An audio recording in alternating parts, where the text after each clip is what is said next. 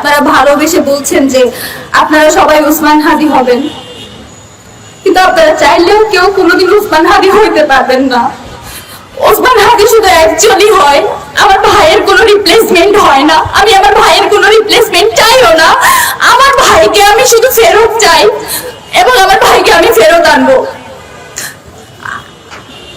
আল্লাহর কাছে শুধু এইটুকু দোয়া করবেন, আল্লাহ যাতে আমাদেরকে ওসমান হাদিকে যে স্বাধীনতা সার্বভৌমত্বের পক্ষে তিনি যেভাবে কথা বলতেন সেভাবে যাতে তাকে ফেরত দেয়। আর আপনাদের সবার উদ্দেশ্যে বলি, এখানে সকল রাজনৈতিক দল মত সবাই উপস্থিত আছেন।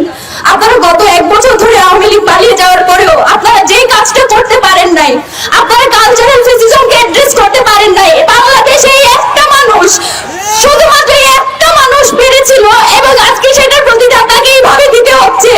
আপনারা যত সুশীলতা করছেন সেটার প্রতিদান আমার ভাইকে দিতে হচ্ছে। আপনারা যেভাবে মিডিয়াকে তথ্য সন্ত্রাসের মাধ্যমে বারবার যেভাবে নেগেটিভ উৎপাদন করছে সেটার পক্ষে যে আপনারা সম্মতি উৎপাদন করছেন সেটার প্রতিদান আমার ভাইকে দিতে হচ্ছে। আমরা কিচ্ছু বলে যাচ্ছি না, আমরা জানি মিডিয়াতে কে কে উল্লাস করেছে। গত 2 দিন আমাদের চোখে শুধু অশ্রু দেখতেছেন, আমাদের বুকের ভিতর যে বারুদ সেটা আপনারা এখনো দেখেন নাই, এটা দেখার সাহসও করেন না কেউ।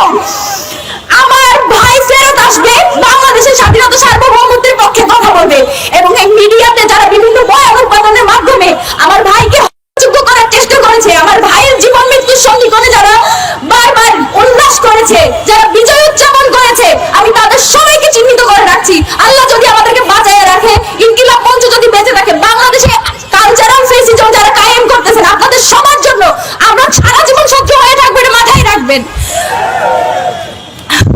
আমি আপনাদের কাছে এটাই দোয়া করব, আপনারা যে যেখানে আছেন, আমরা আওয়ামী লীগের প্রশ্নে সবসময় সবাই এক থাকি। আমরা এটুকুই এক্সপেক্ট করি আপনারা ভোটের রাজনীতির জন্য প্লিজ আমাদের এই সব যে কয়টা মানুষ আছে, যে কয়টা মানুষ এখনো দেশের স্বাধীনতা সার্বভৌমত্বকে টিকায় রাখার জন্য যুদ্ধ করে যাচ্ছে, সেই কয়টা মানুষকে প্লিজ আপনারা বিসর্জন দিন না নিজেদের এই ঠুনকো ভোটের কারণে। বাংলাদেশের স্বার্থ আপনাদের এই ভোটের চেয়ে অনেক বেশি, আপনাদের নিজস্ব যে ব্যবসা বাণিজ্য সেসবের চেয়ে অনেক বেশি বাংলাদেশের স্বাধীনতা সার্বভৌমত্বের যে দাম সেটা প্লিজ আপনারা বিসর্জন দিবেন না, সেটা বিক্রি করে দিবেন না। বাংলাদেশের প্রশ্নে, স্বাধীনতা সার্বভৌমত্বের প্রশ্নে ওসমান হাদি যেভাবে ভোকাল ছিল, আপনারা তার, আমি বিশ্বাস করি যে আমার ভাই ফেরত আসবে। আমার ভাই যতদিন আসবে না ততদিন পর্যন্ত আমরা রাজপথ ছাড়বো না। এবং আমাদের জাবের ভাই যেটা বলে গেলেন, ওসমান হাদি যতদিন সুস্থ হবে না এই ঢাকা 8-এর আসনে আসার কারণে এবং তার যে বয়ানগুলো ছিল, তার যে কথাগুলো ছিল, সেগুলোর কারণে আজকে তার এই অবস্থা। এবং আমি, জাবের ভাই, আমাদের ইনকিলাব মঞ্চের যত মেম্বার আছে, আমরা আপনাদের সাথে নিয়ে সংগ্রাম জারি রাখবো এবং ওসমান হাদিকে ইনশাআল্লাহ আমরা সংসদে পাঠাবো। আপনাদের সবার দোয়া চাই, আপনারা সবাই আমার ভাইয়ের জন্য দোয়া করবেন। আল্লাহ যাতে তাকে সুস্থ অবস্থায় ঠিক আগের মতো যেভাবে বজ্রকণ্ঠে সে স্লোগান দিত, যেভাবে বলিষ্ঠ কণ্ঠে সে বক্তৃতা দিত, সেভাবে যাতে আমরা তাকে ফেরত পাই। ওসমান হাদি ভাই কি তার পরিবারের জন্য কিছু করেছে? ওসমান হাদি ভাই কি তার নিজের জন্য কিছু করেছে? ওসমান হাদি ভাই সবসময় বলতো বাংলাদেশের স্বাধীনতা এবং সার্বভৌমত্বের কথা। ওসমান হাদি ভাইয়ের কণ্ঠে আমরা সবসময় ইনসাফের কথা শুনতে পাইতাম। অনেকেই ওসমান হাদি ভাইকে বিভিন্ন ভাবে পোট্রে করার চেষ্টা করেন যার যার জায়গা থেকে। একই সাথে ওসমান হাদি যেভাবে বাংলাদেশের আপামর জনসাধারণের নেতা হয়ে উঠছেন, ঠিক তেমনি ভাবে ওসমান হাদি তার পরিবারের কতটা খেয়াল রাখেন আপনারা হয়তো কেউ জানেন না। আপনাদেরকে 2টা ঘটনা বলি। আমি এবং আমার পুরো টিম তারা সেন্টারে বালিশ ছাড়া ফ্লোরে ঘুমাই। সেন্টারে 2টা অথবা 3টা বালিশ আছে। তো একদিন আমরা বালিশ ছাড়া ঘুমিয়ে আছি। ওসমান ভাই রাতে অল্প কিছুক্ষণ সময় ঘুমান, তো জোর করেই তার মাথার নিচে বালিশটা দিয়ে আসছি। সকালবেলা উঠে দেখি যে আমার মাথার নিচে বালিশ, ওসমান ভাই আমার পাশে ফ্লোরে ঘুমিয়ে আছেন, তার মাথার নিচে কিছু নাই। গত পরশুদিন বাসায় যাচ্ছিলাম, তার আগে ওয়াশরুমে 1 বালতি জামা কাপড় ভিজিয়ে রেখেছি, ধোয়ার সময় পাই নাই। আধা ঘন্টা ধরে ওসমান ভাই ওয়াশরুম থেকে বের হচ্ছে না, নক করতেছে বাইরে থেকে, ভাই কি অবস্থা? আমার সেই সমস্ত জামা কাপড় সেই ওসমান হাদি ধুয়ে এরপরে দেখি যে শিশুগুলোতে দিয়ে যাচ্ছে। সুতরাং ওসমান হাদির সাথে আমাদের যেই সম্পর্ক তৈরি হয়েছে সেইটা কোনো রক্তের সম্পর্ক নয়। অনেক সময় রক্তের সম্পর্কেও ছাড়িয়ে অনেক সম্পর্ক তৈরি হয়ে যায়। ওসমান হাদি ভাই সবসময় একটা কথাই বলেছেন যে আমি যেই মানুষকে সবসময় ধারণ করি তিনি হচ্ছেন আমার দেশ পত্রিকার মজলুম সম্পাদক মাহমুদুর রহমান।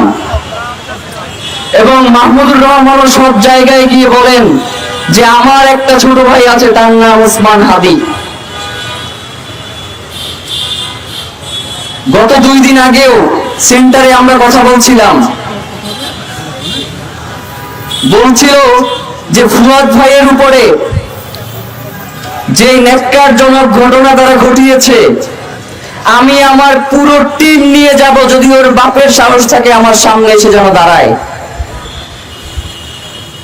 ওসমান ভাই বলতেছিল যে হাসনাতরে নিয়ে আমার খুব দুশ্চিন্তা হয়, আল্লাহ না করুক করে কখনো কি করে ফেলে, হাসনাতরা যদি মরে যায়, হাসনাতদের যদি কিছু হয়ে যায়, তাহলে আমি ওসমান হাদি একার জন্য এই লড়াই এই সংগ্রাম চালিয়ে যাওয়া খুব কঠিন হবে।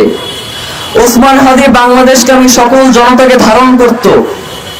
সুতরাং বাংলাদেশের সকল জনগণের কাছে আমাদের একটা আবেদন থাকবে, আপনারা ব্যক্তিগতভাবে ওসমান হাদিকে নিয়ে যে ঘৃণ্য রাজনীতি রয়েছে সেটি করবেন না। ওসমান হাদিকে আপনারা বাংলাদেশের কণ্ঠস্বর মনে করুন। ওসমান হাদিকে আপনারা বাংলাদেশের স্বাধীনতা সার্বভৌমত্বের প্রতীক মনে করুন এবং মনে করুন যে বাংলাদেশের স্বাধীনতা সার্বভৌমত্ব রক্ষার জন্য ওসমান হাদিদের দরকার রয়েছে। সুতরাং সকল রাজনৈতিক ভেদাভেদ ভুলে আমরা কিভাবে ওসমান হাদি যে আদর্শ ধারণ করতে সেই আদর্শে উজ্জীবিত হয়ে আমাদের লড়াই চালিয়ে যেতে পারি সেই প্রচেষ্টা আমরা যেন করতে পারি।